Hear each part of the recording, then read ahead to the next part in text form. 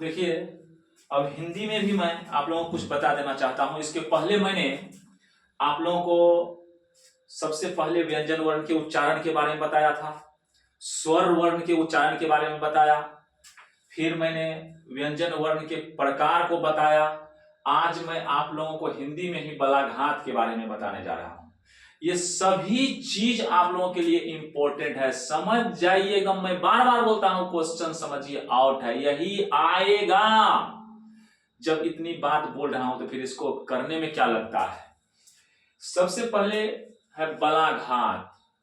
अब देखिए, बलाघात कहते किसको है? बलाघात अर्थात किसी पर बल पड़ना, दबाव पड़ना, प्रेशर पड़ना, बल के द्वारा उस पर घात, पावर बढ़ाना, उसका बलाघात, बल के द्वारा उसके पावर को बढ़ा देना, ज्यादा इंपॉर्टेंस दे देना। इसमें मैंने लिखा उच्चारण के समय वर्ण, शब्द या वाक पर जो विशेष जोर पड़ता है बलाघात कहलाता है। अब देखिए, जब हम लोग उच्चारण करते हैं वर्ण का, शब्द का, वाक का भी, तो उस समय में किसी किसी वर्ण पर, किसी किसी अक्षर पर ज्यादा जोर पड़ता है। तो जिस पर ज्यादा जोर पड़ा, ज्यादा बल पड़ा, उसी को बलाघात कहेंगे, उसको बलाघात वर्ण बोलेंगे। और जोर पड़ना बलाघात कहलाता है। किसी वर्ण पर, शब्द पर या वाक पर जोर पड़ना ही, विशेष जोर पड़ना, अधिक बल पड़ना ही बलाघात है। क्लियर बात है, इसको समझने की कोई विशेष जो है कठिनाई नहीं है। इसमें आराम से आप लोग इसको कर सकते हैं, भारी बात नहीं है। अब कहेंगे सर जी बलाघात होता कितने तरह का है? तो हम देखिए लिखे वर्ण बलाघात, शब्द बलाघात, वाक बलाघात। वैसे दो ही इंपॉर्टेंट है, वाक बलाघात ज्यादा नहीं पूछा जाता है। अब देखिए वर्ण बलाघात, तो अगर वर्ण पर बल पड़े, जोर पड़े, दो ठो वर्ण है। यहां देखिए राम, तो रा अलग है, मो अलग है। राम, तो राम पर देखिए ऊंची आवाज आती है ना राम बोलने में, रा पर राम, और मो जो है एकदम स्लो हो जाता है। राम, राम पर ज्यादा जोर पड़ा, राम पर जोर नहीं पड़ा, रा पर ज्यादा जोर पड़ा, इसीलिए रा को हम लोग क्या बोलेंगे? वर्ण बलाघात हुआ है इस पर, इसको वर्ण बलाघात, ये वर्ण बलाघात है कि वर्ण पर ज्यादा जोर पड़ा, इसलिए वर्ण बलाघात हो गया। अब देखिए आगे है शब्द बलाघात। शब्द पर जब जोर पड़े, बल पड़े कस के, तो उसको बोलेंगे शब्द बलाघात। यहां देखिए आज वह नहीं आएगा, तो नहीं पर ज्यादा जोर पड़ा कि नहीं? आज वह नहीं आएगा, नहीं, तो नहीं क्या हुआ? इस पर ज्यादा जोर पड़ा, इसलिए हम इसको, इस चीज को, इस बलाघात को हम लोग शब्द बलाघात बोलेंगे। क्यों शब्द बलाघात बोले? क्योंकि पूरे शब्द पर जोर पड़ा है, इसलिए नाम हुआ शब्द बलाघात। इसमें केवल वर्ण पर जोर पड़ा है, इसलिए वर्ण बलाघात नाम है। इस बलाघात को वर्ण बलाघात। अब देखिए वाक बलाघात। वाक बलाघात में मैं एक एग्जांपल, जब वाक पर, किसी वाक पर ज्यादा जोर पड़े, उसको हम लोग बोलते हैं वाक बलाघात।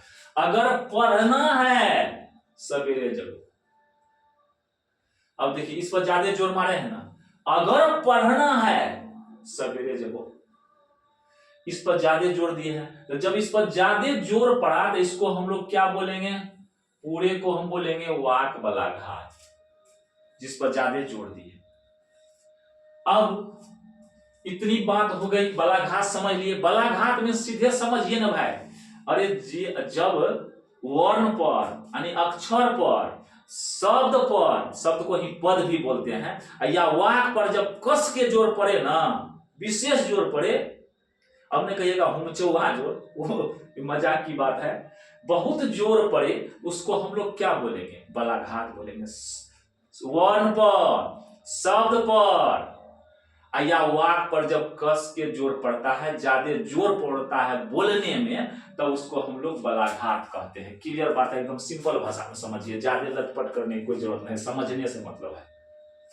वर्ण बलाघात, जब वर्ण पर जोर पड़े तो उसको वर्ण बलाघात कहा जाता है। जैसे हम राम लिखे, ऐसा बहुत सारा उदाहरण है। एक उदाहरण लीजिए, ज्यादा झेल झाल में जाना है, पकड़ लीजिए केवल बात को। राम, तो राम पर ज्यादा जोर पड़ा ना, राम पर नहीं पड़ा, उल्टा बोला जाता है।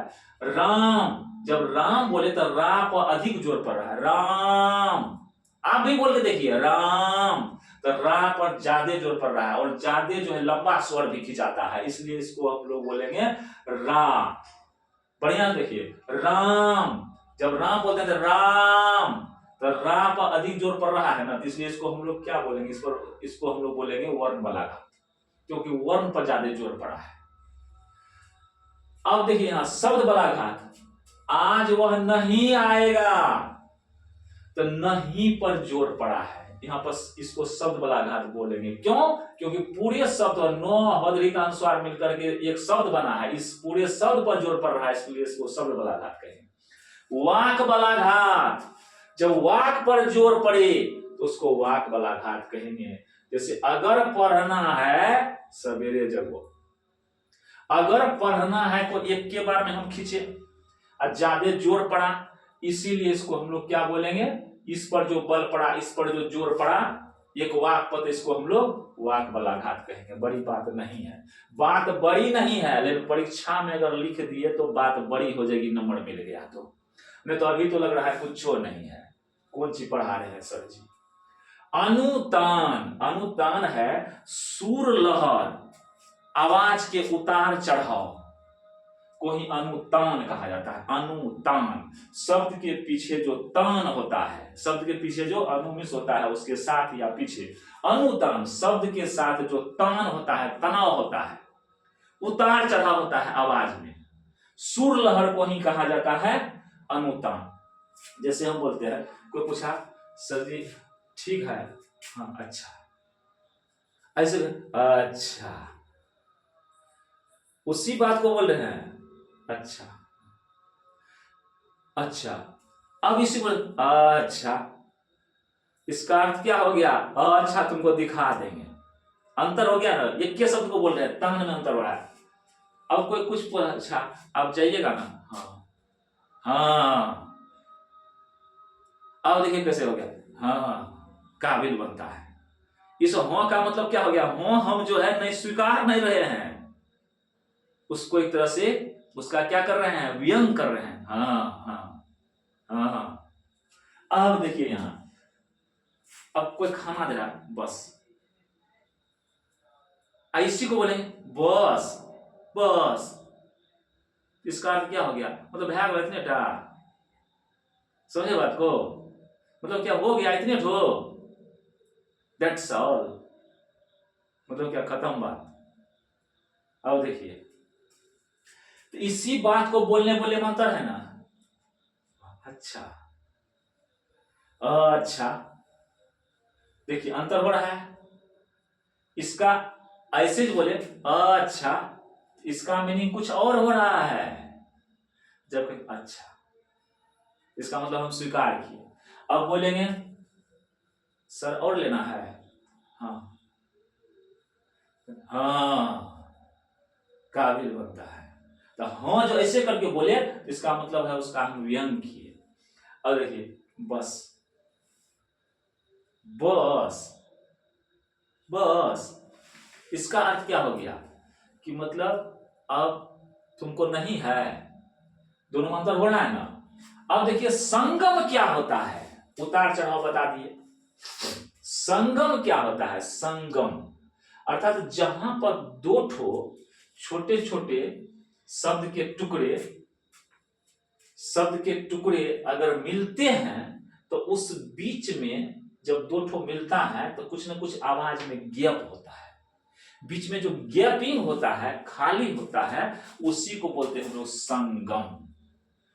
कोई भी चीज जब मिले, जुटे, तो जुटने में क्या होता है, कहीं ना कहीं तो उसमें गैप होगा, कहीं ना कहीं उसमें जुड़ा होगा, कहीं ना कहीं गांठ होगा उसमें, इसलिए बीच में आवाज ध्वनि खाली होती है, थोड़ा सा विराम होता है, उसी को कहते हैं हम लोग संगम। जैसे तुम्हारे, तो देखिए तुम्हारे में मोह है और हो है, जब बोलेंगे तुम्हारे, तुम्हारे, तुम और मोह एक साथ हो गया, तुम्हारे, हारे थोड़ा सा अलग हो जाता है, हो अलग हो जाता है, इस बीच में जो आवाज का जो गैप हुआ मोह और हो के बीच में, उसी को संगम कहेंगे।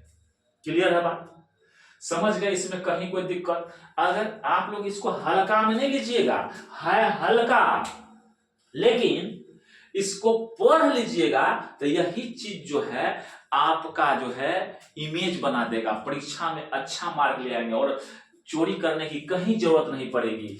और चोरी के ख्याल से मत रहिए, अरे चोरी तो क्या कहते हैं वो चांस है। अब जब तक अपना पावर नहीं रहेगा तो तब तक क्या मुंह देखिएगा, आगे चेक करने आएंगे तो मुंह देखिएगा।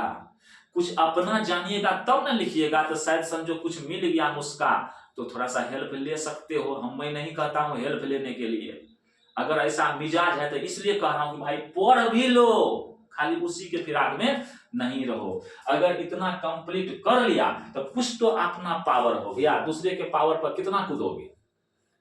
और यही चीज हो सकता है कि तुमको मान लो बाबू 300 नंबर में फर्स्ट डिवीजन होता है, इसी बात के लिए अगर 4 नंबर 5 नंबर घट गया तुमको तो सेकंड कर जाओगे।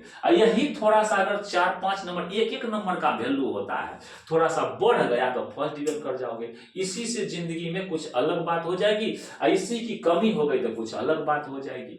इसलिए ध्यान दीजिए, पढ़िए बढ़िया से, हारिए मत।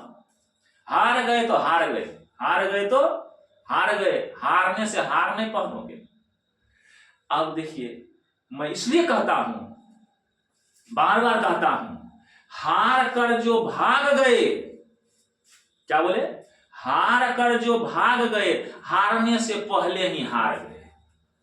बात को समझे, अरे हार के डर से जो भाग गए, हार के नहीं, ये बात को समझिए, हार के डर से जो भाग गए वो हारने से पहले ही हार गए। पहले सोचेंगे कि हम हार जाएंगे, भाग जाएंगे काम छोड़ करके, तो पूछिए तो हारते काम करने पर उससे पहले ही हार गए, बिना कामे किए। इसलिए मैं बार बार कहता हूं, क्या कहता हूं, हार के डर से जो भाग गए हारने से पहले ही हार गए। ऐसा नहीं कीजिएगा, ध्यान दीजिए, पढ़िए बढ़िया से। धन्यवाद। कितना मिनट का